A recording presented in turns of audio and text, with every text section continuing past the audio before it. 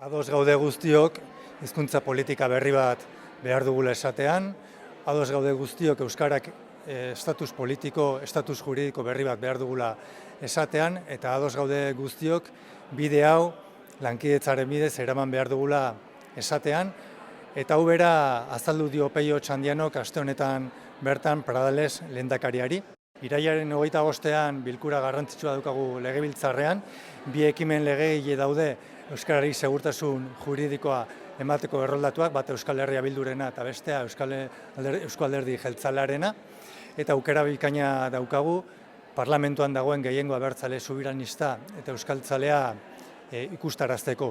Eta aukera bikaina daukagu ere euskal gizarteari seinale egokiak emateko bi ekimen legegileak udazkene honetan eztabaidara joateko bidea errazten badugu elkarrekin.